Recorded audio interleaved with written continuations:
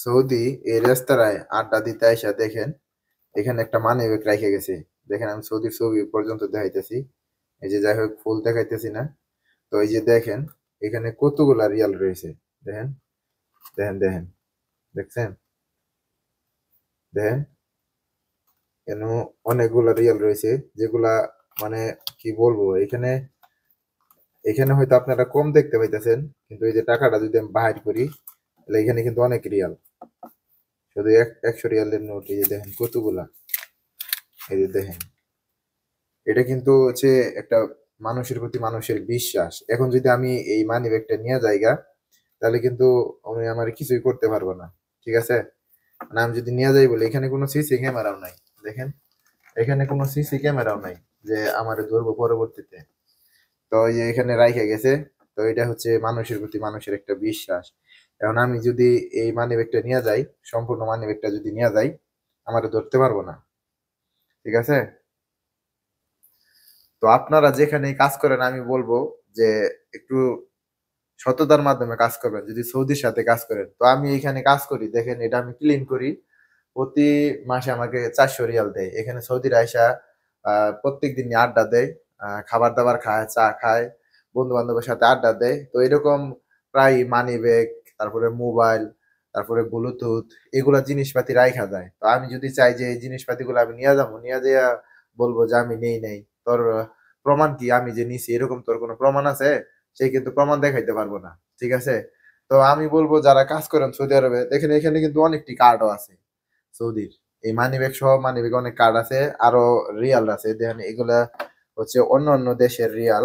এই যে আমি আপনাদেরকে দেখাইতেছি, এই যে দেখেন এটা অন্য অন্য দেশের, এটা সৌদি আরবের না। ঠিক আছে, এটা কোন দেশের? আহ এটা কোন দেশের আমি আসলে বুঝতে পারতেছি না।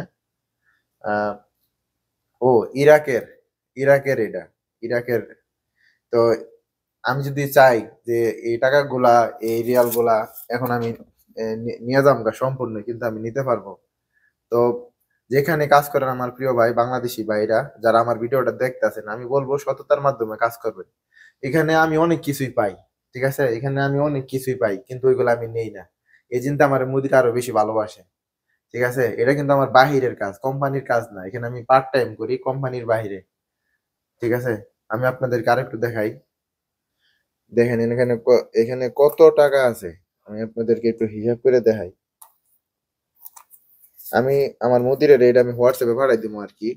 যে এখানে এত রিয়াল পাইছি আমি, তো তুই এসে নিয়ে যা। দেখেন এখানে কিন্তু অনেকগুলো টাকা। এই যে দেখেন, দেখছেন? শুধু টাকা আর টাকা। এখন এই টাকা যদি আমি আহ, নিয়ে যাই গা, তাহলে আমার কিছুই করতে পারবো না। এটা হচ্ছে ভাই সততা, আপনার হচ্ছে ইমানের পরীক্ষা। হয়তো মুদিরে যায় না শুনে এখানে টাকাগুলো রাইখে গেছে। ঠিক আছে? তো ভালো থাকবেন, সুস্থ থাকবেন।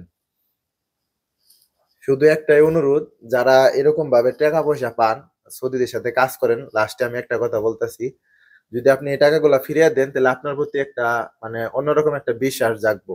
ঠিক আছে? ভবিষ্যতে আপনি হয়তো আরো ভালো কাজ পাবেন, ভালো হাদিয়া পাবেন তাদের থেকে। বলতে হবে যে না, বাংলাদেশিরাও অনেক সততার মাধ্যমে কাজ করে, একটা বাংলাদেশি পাইছিলাম। পরবর্তীতে যদি তার কাছে কোনো বাংলাদেশি যায়, সে মানে না করবো না। ঠিক আছে?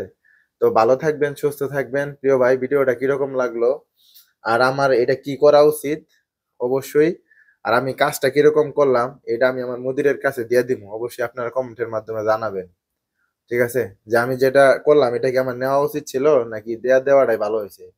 আমি আমার মুদিরকে হোয়াটসঅ্যাপে ছবি পাঠিয়ে দিব আর কি এখন। আসসালামু আলাইকুম।